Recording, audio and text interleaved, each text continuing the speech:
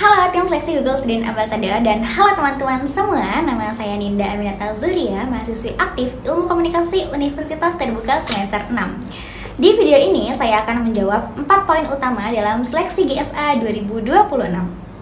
Pertama, mengenai inovasi dan budaya Google. Hal yang paling saya suka adalah bagaimana Google membuat teknologi yang bisa dipakai semua orang tanpa terkecuali. Contoh paling nyatanya adalah lewat fitur Gemini AI. Yang saya kagumi, kita bisa tanya pakai apa saja, bisa pakai gambar, terus bisa pakai rekaman suara, atau file dokumen yang rumit sekalipun. Nah, hebatnya Gemini bakal jawab pakai bahasa sehari-hari yang gampang banget kita pahami. Persis seperti ngobrol dengan teman sendiri. Kenapa saya berantusias menjadi GSA? Karena sebagai mahasiswa UT, saya melihat masih banyak teman-teman di daerah yang merasa ketinggalan informasi cuma karena masalah jarak.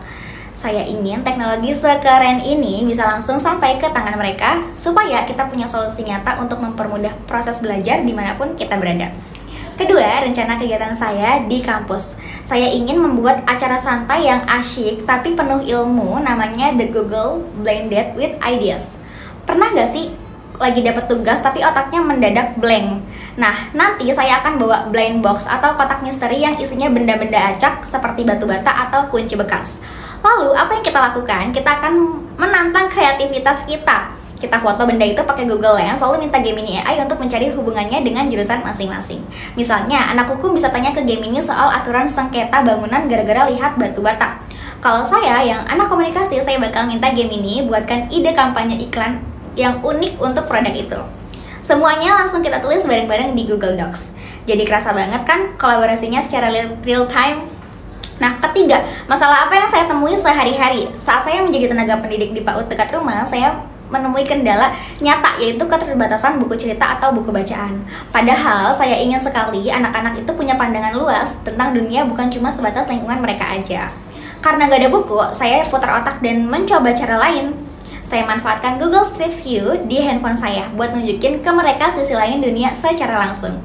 Kami jalan-jalan virtual menyusuri kota-kota yang jauh, melihat menara tinggi, hingga melihat salju sambil saya ceritakan suasananya agar mereka bisa membayangkannya. Saat itu saya berpikir, kalau saya belum bisa membawa mereka ke dunia secara fisik, paling tidaklah teknologi yang mendekatkan dunia itu ke hadapan mereka. Hasilnya mereka senang sekali dan hebatnya saya tidak butuh biaya tambahan apapun. Bagi saya, kreatif itu tidak harus rumit, cukup pakai apa yang ada di tangan kita sekarang. 4. Mengenai target dan dampak. Target saya dalam 3 bulan pertama adalah memulai gerakan yang namanya Google Study Buddy.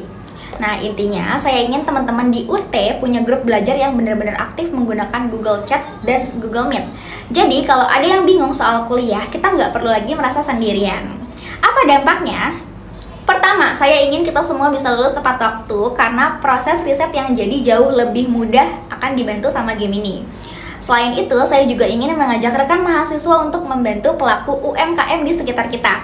Misalnya, membantu mereka muncul di Google Maps atau susunan usahanya ada di Gemini, ya biar makin dikenal luas oleh masyarakat. Nah, saya ingin semua ini mahasiswa lebih percaya diri bareng Google. Saya Ninda dan saya siap menjadi Google Student Ambassador 2026. Terima kasih dan sampai jumpa teman-teman.